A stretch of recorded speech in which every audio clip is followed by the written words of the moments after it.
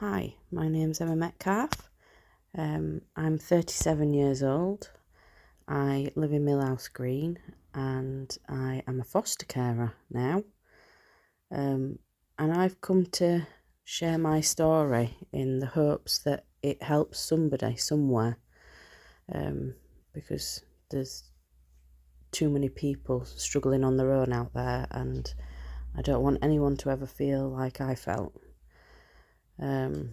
So the first question I've been asked is, how bad did things get?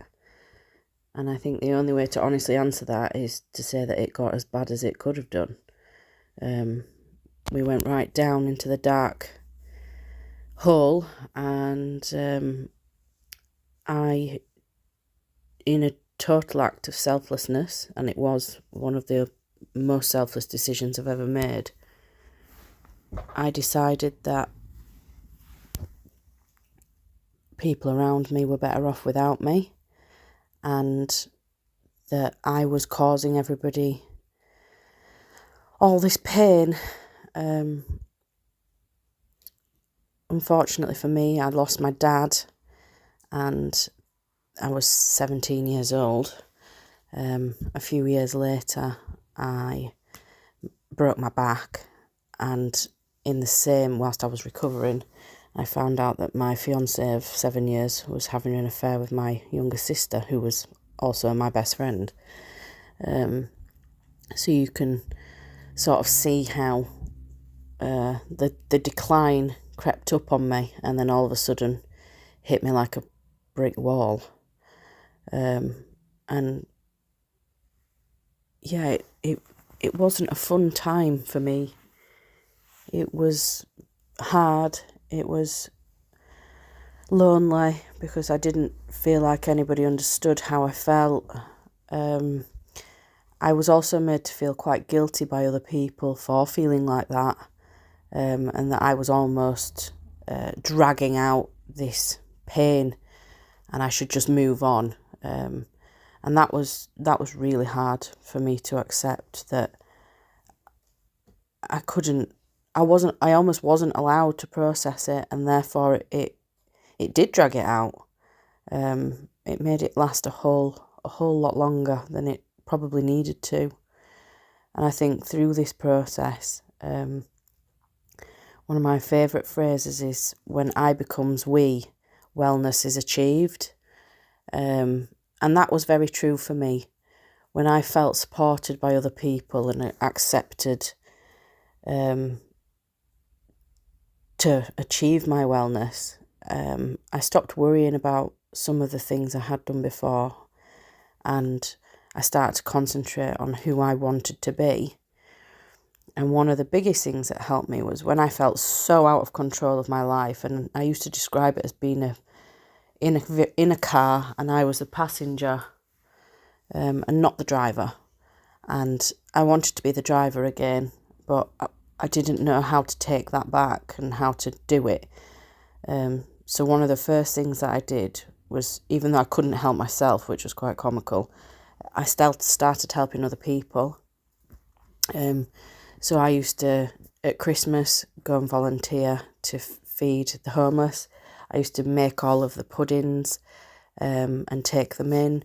I would collect things for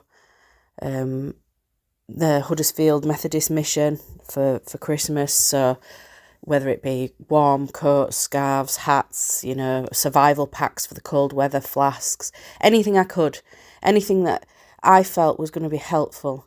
And I think that was a big step for me, because that gave me back some of my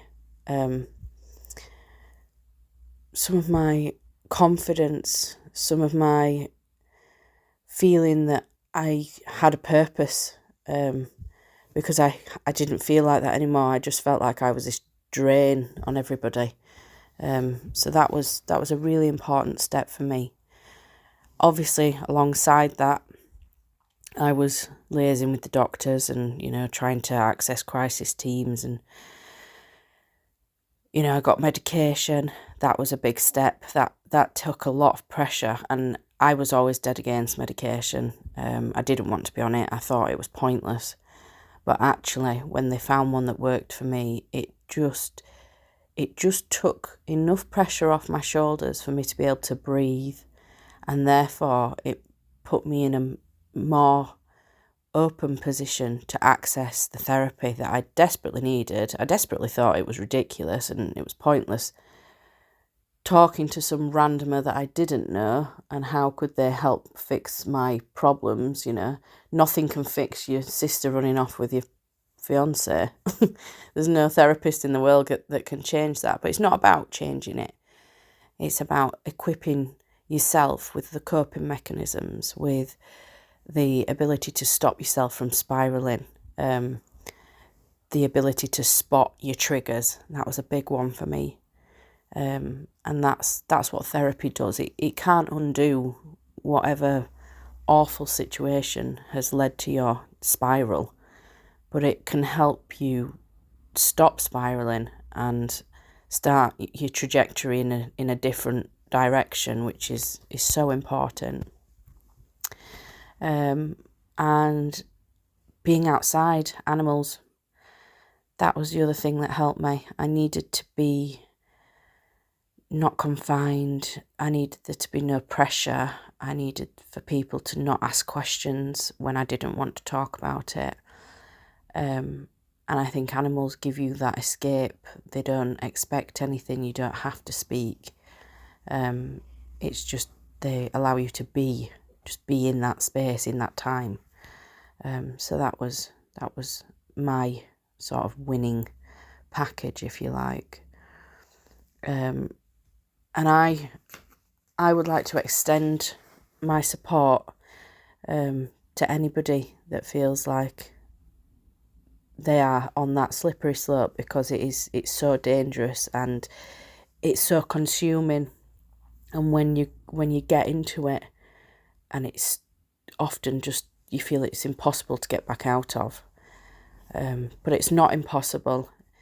It's done in tiny steps. It's not one quick fix. It's, just getting through each day, learning to help yourself, because it's so easy to get sucked into that toxic, I'm not going to get up, I'm not going to go out, I'm not going to leave the house. And if there's one thing that I've learned, it's in your darkest hours, that is the day that you need the sunshine.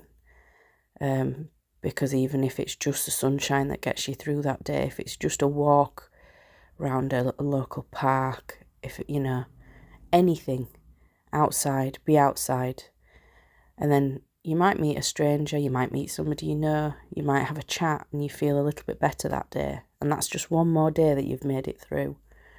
And that's really important. Just take it one day at a time, take all the pressure off your shoulders, and just allow yourself to breathe.